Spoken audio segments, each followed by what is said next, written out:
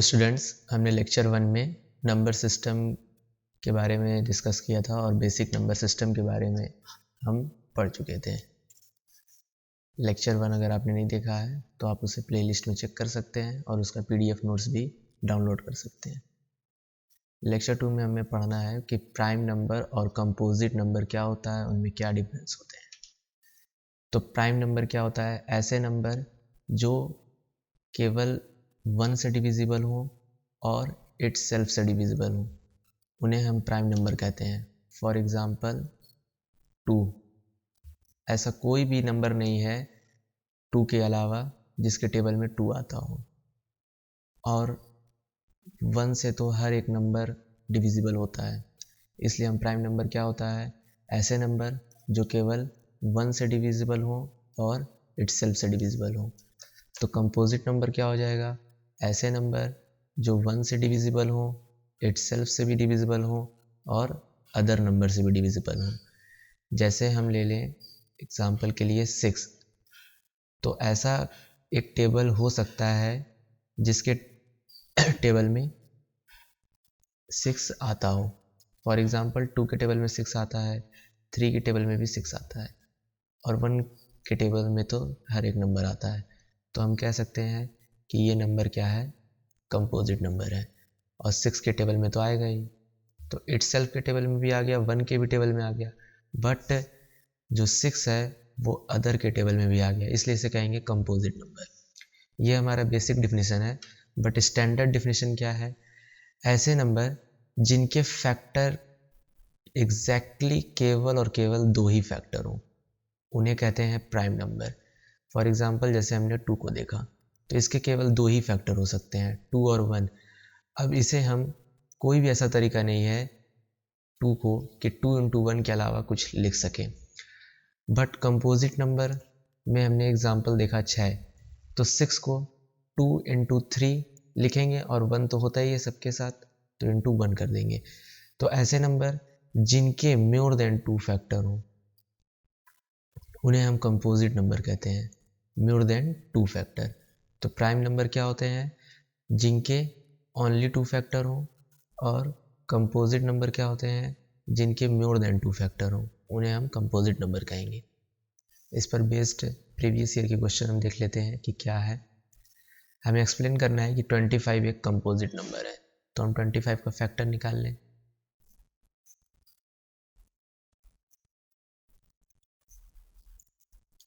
तो 25 का फैक्टर क्या होगा?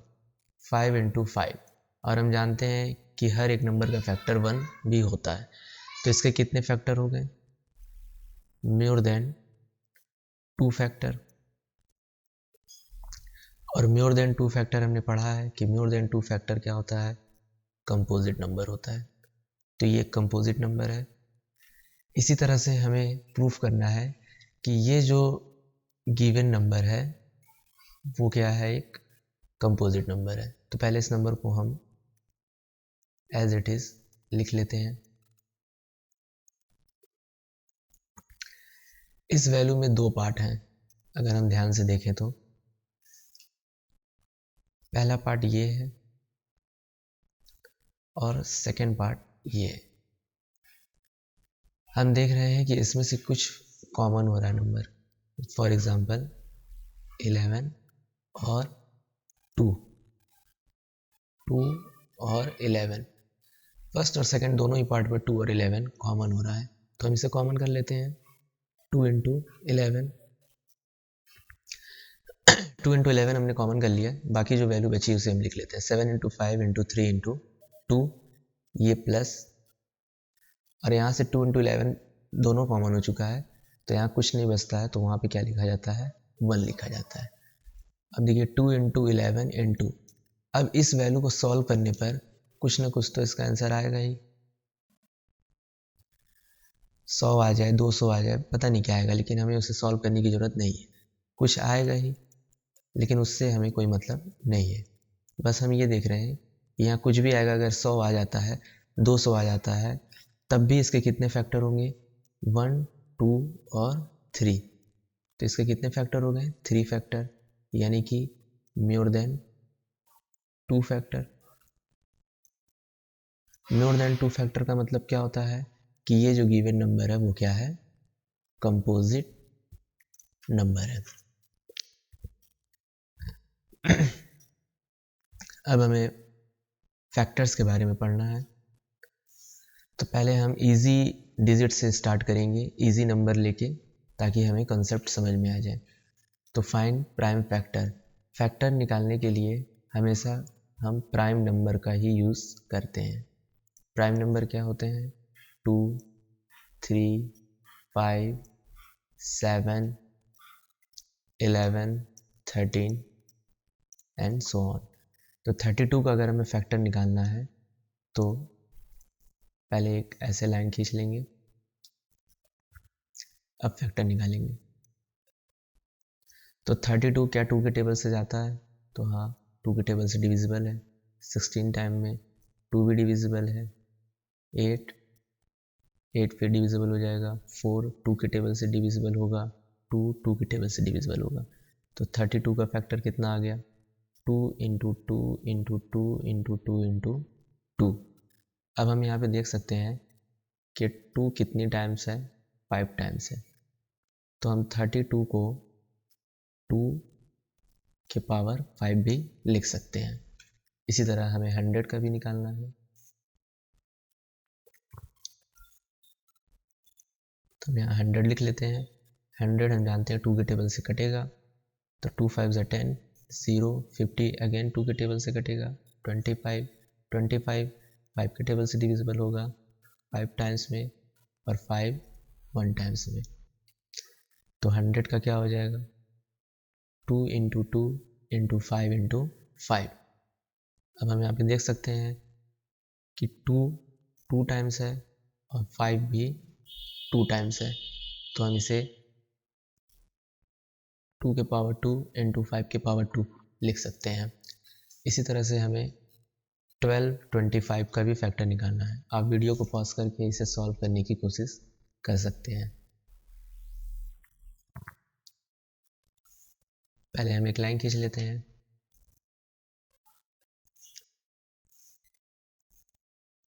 ट्वेल्व 25, तो पहले हम इसे देखते हैं 2 के। तो लास्ट डिजिट अगर 2 से नहीं कटता है तो पूरी नंबर भी ये 2 से नहीं कटेगा। 3 से चेक करते हैं, तो 3 से ये वैल्यू भी नहीं कटेगी। तो ये वैल्यू किससे कटेगी, 5 से।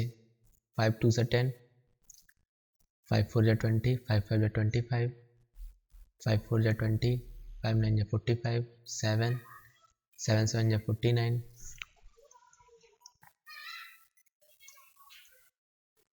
7 1 ज़ा 7।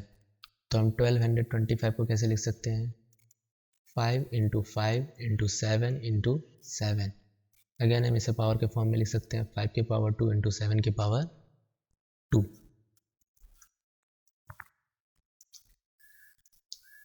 अब हमें बेसिक सीखना है एचसीएफ और एलसीएम का। तो एचसीएफ का फुल फॉर्म होता है हाईएस्ट कॉमन फैक्टर, हिंदी में उसे कहते हैं महत्तम समापवर्तक। और एलसीएम का फुल फॉर्म होता है लीस्ट कॉमन मल्टीपल, जिसे हिंदी में कहते हैं लघुत्तम समापवर्तक। 24 और 30 का एलसीएम निकालना है, यहाँ पर एचसीएफ निकालना है। और आपको क्वेश्चन ऐसे भी दे सकता है कि आप दोनों वैल्यू ही निकालिए। तो पहले हम एलसीएम सीखते हैं कि एलसीएम कैसे फाइंड आउट करते हैं। फर्स्ट ऑफ ऑल एक लाइन खींच लेंगे हम। जब भी एलसीएम निकालना होगा तो आपको एक साथ उसको निकाल लेंगे। एलसीएम हमेशा एक साथ निकालते हैं। तो 2 24 30 15 टाइम्स में कट जाएगा। अब देखिए 15 नहीं कट रहा है बट 12 कट रहा है 2 से, इसलिए 2 से हम इसे डिविजिबल करेंगे। तो 2 6 ज़ा 12, 15, 2 3 ज़ा 6, 15। अब ये 2 से कोई भी वैल्यू डिविजिबल नहीं है, तो हम अगले प्राइम नंबर 3 पर चले जाएंगे। 3 1 ज़ा 3, 3 5 ज़ा 15। अब 5 5 के टेबल से ही कटेगा, तो 5 1 ज़ा 5।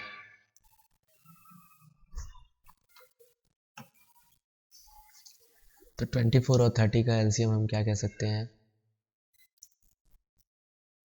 LCM is equal to be 2 into 2 into 2 into 3 into 5।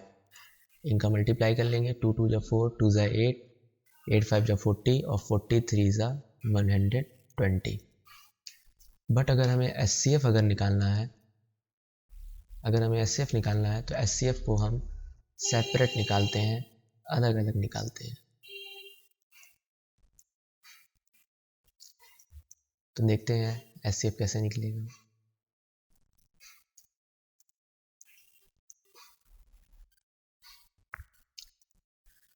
तो हम 24 का अलग फैक्टर निकालेंगे और 30 का अलग फैक्टर निकालेंगे। तो 24 का फैक्टर निकालेंगे, इसी तरह 30 का फैक्टर निकालेंगे। अब हम अलग अलग सभी का फैक्टर लिख लेंगे। 24 का कितना फैक्टर आया, 2 इंटू 2 इंटू 2 इंटू 3। इसी तरह 30 का भी फैक्टर लिख लेंगे, 2 इंटू 3 इंटू 5। अब हमें इन दोनों में देखना है कि कौन सी वैल्यू दोनों में कॉमन है। तो हम कॉमन चेक करते हैं क्या है। तो देखिए यहाँ पर 2, यहाँ पर 2, ये दोनों कॉमन है। यहाँ पर 3 और यहाँ पर 3 कॉमन है। एचसीएफ में हमें केवल कॉमन वाली वैल्यू ही लिखनी रहती है। तो जो कॉमन है उसे 2 बार नहीं लिखेंगे, एक ही बार लिखेंगे। तो ये कॉमन है तो इसे हम 2 लिख लेंगे हम। ये भी कॉमन है तो इसे हम केवल और केवल एक बार लिखेंगे 3, और इनका मल्टीप्लाई कर लेंगे तो एचसीएफ आ जाएगा 6। तो अगर हमें एलसीएम कहेगा तो हम इस तरह फाइंड करेंगे एक साथ, और अगर हमें एचसीएफ कहेगा तो हम अलग अलग फाइंड आउट करेंगे। बट अगर हमें एक ही क्वेश्चन में बोल दे इसका एचसीएफ भी निकालना है, इसका एलसीएम भी निकालना है, तो अगर हम पहले एलसीएम इस तरह निकालें फिर एचसीएफ इस तरह निकालें तो ये बहुत ज़्यादा टाइम कंज्यूमिंग होगा। इसके लिए हमें क्या करना है कि पहले हम एचसीएफ फाइंड करेंगे इसका। तो पहले एचसीएफ फाइंड करते हैं।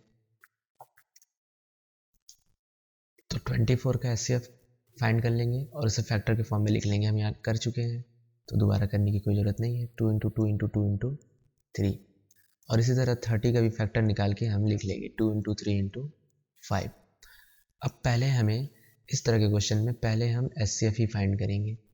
तो एचसीएफ कैसे फाइंड होता है, जो वैल्यू कॉमन है, तो आप देख सकते हैं इसमें कॉमन है, इसमें 3 कॉमन है, उसे एक टाइम लिख लेंगे।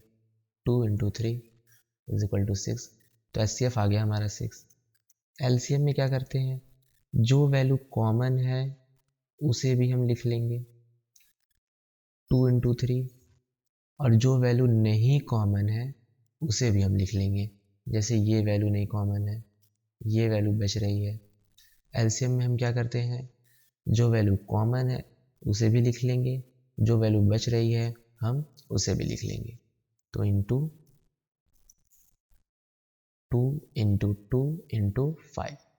अब एलसीएम हम निकालेंगे। 2 3 जा 6, 2 जा 12, 12 5 जा 60, 62 जा 120। तो हम देख सकते हैं कि दोनों से ही हमारा आंसर सेम आया है, बट हमें इसी मेथड का यूज़ करना होगा जब भी हमारा क्वेश्चन आएगा। पहले हम एचसीएफ निकालेंगे और फिर हम एलसीएम निकालेंगे। एचसीएफ और एलसीएम पहले निकालेंगे, एचसीएफ अलग अलग निकालते हैं और एलसीएम एक साथ निकालते हैं। तो हमने क्या सीखा कि जब भी एचसीएफ और एलसीएम दोनों फाइंड आउट करने के लिए कहेगा तो हमें फैक्टर निकाल लेना है। उस फैक्टर की मदद से हम एचसीएफ निकाल लेंगे और फिर हम एलसीएम निकालेंगे। एलसीएम में जो वैल्यू हमारी कॉमन है उसे भी हम लिख लेंगे, और जो वैल्यू कॉमन नहीं है उसे भी हम लिख लेंगे। यहाँ पर आप देख सकते हैं कि एलसीएम में जो वैल्यू कॉमन है उसे भी हमने लिख लिया, और जो वैल्यू बच रही थी, जो वैल्यू नहीं कॉमन थी, उसे भी लिख लेंगे और हमारा एलसीएम आ जाएगा। फ़िलहाल के लिए इतना ही। नेक्स्ट हम एचसीएफ डिवीज़न मेथड से नेक्स्ट लेक्चर में डिस्कस करेंगे। अगर आपको वीडियो अच्छी लगी हो तो इस वीडियो को शेयर करें, लाइक करें और चैनल को सब्सक्राइब करें।